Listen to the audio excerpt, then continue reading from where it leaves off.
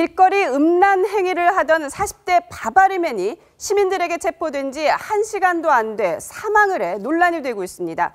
변호사님, 언제 어디서 벌어진 일이에요? 지난 토요일 밤에 있었던 일인데요. 경기도 수원시의 버스 정류장 근처에서 이 40대 남성이 음란 행위를 하고 있었는데 한 여성이 그걸 본 겁니다. 여성을 보고 놀래가지고 집에 들어와서 얘기를 하니까 남편 입장에서 너무 화가 날 거 아닙니까? 그렇죠. 지금 32세 된 주민이 그 정류장을 쫓아갔더니 여전히 그 A씨가 있었던 거예요. 그래서 추격을 시작했는데 도망을 가다가 이 사람이 전봇대에 부딪혀서 넘어진 겁니다. 전봇대에 부딪혀서 넘어서 다시 또 도망가는 걸 또 이 쫓아가던 남성하고 다른 행인이 제압을 한 거예요. 제압을 했고 이제 경찰에 신고를 했으니까 경찰이 출동을 해서 수갑을 채우려고 하는데 이 갑자기 이 사람이 얼굴이 창백해지면서 호흡 곤란 증세를 일으킨 겁니다. 그래서 부랴부랴 119를 불러서 병원으로 옮겼는데 40분 정도 지나서 결국 사망해버린 사건입니다. 그러니까 도망을 가다가 1차로 전봇대에 부딪혀서 넘어졌다가 다시 일어나서 도망가다가 시민들에게 제압을 당했는데 배 차장, 이 사망 원인이 뭐 전봇대인가요? 아니면 혹시 지병이 있었던 건가요? 40세면 그렇게 큰 지병이 있을 나이는 아닌 것 같은데요. 어디 나왔습니까? 아직 조사를 진행하고 있는데요. 일단 전봇대에 부딪힌 것이 얼마나 큰 충격이었는지, 그리고 그 후에 넘어진 것도 있었는데 이것이 또 얼마나 큰 충격이었는지도 조사를 하고 있고, 지병이 있었을 가능성에 대해서도 제기가 되고 있는데 아직까지 경찰이 파악한 바로는 이렇다한 지병이 있었던 것으로는 지병은 없었다고 합니다. 하지만 뭐 그 사이에 또 지병이 있었을 수도 있으니까 국가수에서 부검을 통해서 그 정확한 몸 상태, 그리고 그 전에 숨지기 전에 몸 상태를 정확히 지금 파악하는 중입니다.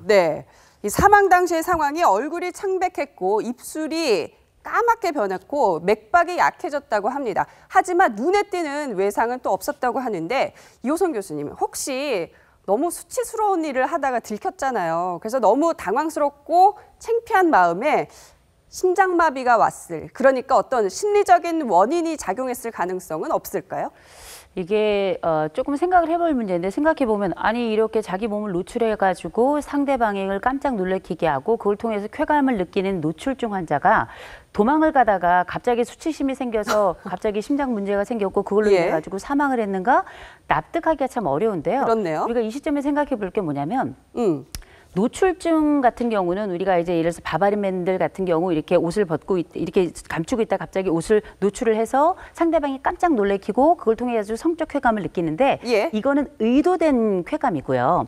상대적으로 이 사람이 도망을 가다가 전봇대에 부딪히고 그다음에 그 수갑을 차고 이런 상황은 사실은 의도하지 못한 아주 급작스러운 공포에 해당되기 때문에 이 사람의 잘잘못을 떠나서 이 의도되지 않은 상황이 이 사람이 갑작스러운 어떤 신체 변화에 영향을 미쳤을 가능성은 굉장히 높다고 보고요. 어떻게 보면 우리가 생각할 때 이런 사람들이 뭘 간이 그 배 밖으로 나온 사람 같은데 이렇게 느끼겠는가? 실제 노출증 환자들의 상당수는 굉장히 성격이 조용하고 말이 없고 다른 사람들과의 대인관계가 잘 안 되는 사람들이에요. 그런데 그런 간 큰 짓을 해요. 그렇죠. 그럼에도 불구하고 일단 쾌감을 위해서 의도한 행동은 한 것이고 도망을 가면서 생겨난 이런 상황은 예상치 못했던 상황이었고, 또 어쩌면 우리가 CSI 같은 그 미국 드라마 같은 데를 보면 이렇게 뭐 이렇게 탁 부딪히면은 이때 뭐 이렇게 뇌에 무슨 전달이 돼서 이런 슬로우 비디오처럼 장면이 나오게 되는데, 어떤 것이 사인이 될지는 모르겠지만 나와 봐야 알겠으나 분명한 것은 이 심리적인 측면에 있어서도 분명히 이 사람에겐 뭔가 영향이 갔을 가능성은 대단히 높다는 거죠. 양지열 변호사님, 이렇게요 범인이 도주를 하다가 사망하는 경우들이 종종 있나요? 경찰이 상당히 당혹스러울 것 같아요. 그렇죠. 경찰도 당황스럽긴 하지만 우리가 보통 이런 표현 쓰죠. 죽을 힘을 다해서 뛴다라는 표현을 쓰잖아요. 근데 경찰한테 추격을 당하게 되면 아마 도망가는 사람 입장에서는 정말로 죽을 힘을 다해서 뛰는 건데, 못 먹던 힘까지. 그런데 진짜로 죽는 일이 가끔 벌어지는 거예요. 그러니까 2013년경에도 60대 남성이 투기현 도박장에서 단속을 피해서 막 도망을 가다가 호송차로 끌려오는데 얼굴이 파랗게 질리는 현상을 보이다가 실제로 심장마비로 사망한 경우도 있고, 2008년도에 외국인 노동자도 이제 불법 체류자들 단속을 하지 않습니까? 그때도 거의 400m를 정말 전력 질주, 죽을 힘을 다해 뛰었는데 체포가 나서 갑자기 뭐 가슴 통증을 호소하다가 뭐 심장마비로 죽은 사례도 있었고요. 이 2014년 같은 경우에는 사기로 지명수배를 받아서 그때도 이제 도주 과정에서 뭔가 힘들게 뛰었는데 일단 검거되고 수사관들한테 와서 조사를 받으면서 한숨 돌려야겠다는 생각에서 담배를 아마 한 개 얻어서 피웠던 모양입니다. 담배를 피우다가 갑자기 구토를 하면서 쓰러져서 심장마비로 사망했던 그런 경우도 있습니다.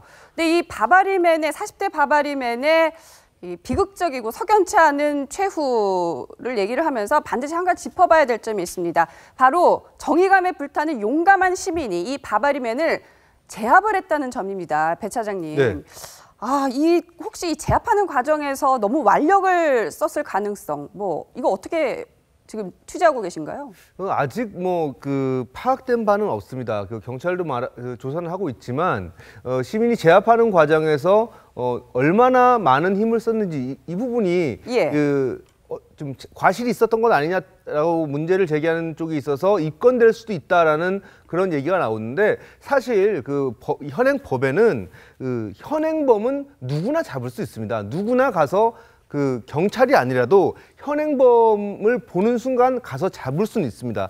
하지만 이제 이번 같은 경우에는 이 사람이 잡는 과정에서 사망을 했기 때문에 지금 이런 얘기가 나오는 것 같은데 그렇다 하더라도 이렇게 현행범을 못 잡는다. 그러니까 라는 얘기가 나오면 이런 것 때문에 잡을 수 없다라는 얘기가 나온다면 과연 그럼 시민들이 과연 범죄 일어났을 때 뭘 해야 되느냐 그냥 지켜보고 있어야 되느냐 이런 또 반론이 제기될 수 있는 거죠. 양지열 변호사님, 지금 이 경찰 수사 과정을 저희들이 아주 차분하고 냉정하고 객관적으로 지켜봐야 될 것 같은데 만약에 이 시민의 과잉 진압이 있었고 그로 인해서 이 사망까지 이르게 했다는 그런 연결고리가 나온다면 이 용감한 시민은 어떻게 되는 건가요?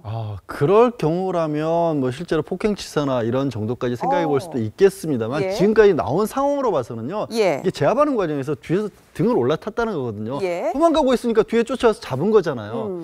우리가 폭력을 썼을 때 그 사람 때문에 어떤 사람이 갑작스럽게 사망하거나 크게 다쳤다고 할지라도 법적으로 정말로 인과관계 내지는 아까 표현하신 걸로 연결고리를 만들 수 있을 상황이냐. 특수체질이나 이런 사람들 아니면 갑작스럽게 심장마비를 일으켰다 이런 경우에는 그 사람 때문에 했다라고 법적으로 보기는 어려운 거예요. 왜냐하면 정말로 우리가 유리병이라고 하죠. 이렇게 건드리기만 해도 뼈나 이런 부분이 심하게 다치는 사람들도 있고 면역성이 극히 떨어진 사람들도 있고 이런 경우에는 그 사람이 그런 병을 앓고 있다는 것을 알고 있지 않았던 한 그걸로 인해서 이 사람이 죄를 물을 수는 없더라고요. 어떻게 할 거예요? 그 사람이 갑자기 그런 일을 벌였지. 그렇기 때문에 지금 드러난 상황만으로는 시민이 처벌까지 받기는 좀 어려워 않을 것으로 보입니다. 일단은. 그나저나 이호선 교수님, 요즘에 왜 이렇게 음란한 분들이 많이 생기는 거예요? 대학 교수의 검찰 고위 간부의 또 멀쩡한 이제 40대 남성의 그리고 프로야구 선수도 있었잖아요. 네. 이게 원래 많았는데 노출이 된 거냐? 아니면 많아지는 거냐? 이 부분에 대해서는 정확하게 데이터가 있는 건 아닙니다. 그런데 이제 분명한 것은 옛날에도 이런 노출증 환자들은 꽤 많이 있었어요. 그래서 우리가 보통 바바리맨이라고 부르지만 저희 고등학교 다닐 때는 이제 파란 추리닝 아저씨가 있었습니다.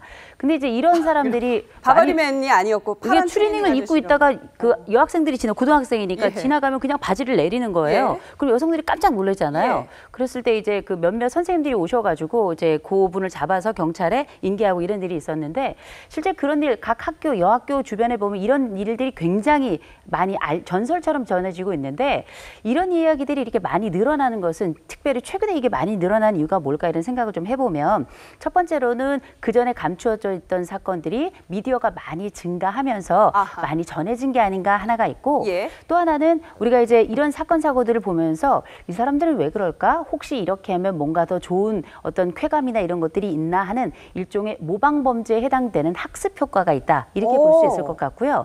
또 하나는 실제 가지고 있는 스트레스를 잘 조절하고 이걸 잘 해소해내는 방법을 모르는 사람들이 또 다른 하나의 방법으로 이런 방법을 사용했다라고 볼 수도 있을 것 같은데 인구가 늘어나면서 발생하는 여러 요소들 중에 이런 성범죄, 특별히 이런 노출증 환자의 증가는 인구 증가하고도 연관성이 좀 있습니다. 그렇군요. 참 이 40대 바바리맨 정말 나쁜 짓은 한 거는 맞지만 좀 안타깝다는 생각이 들 수밖에 없습니다.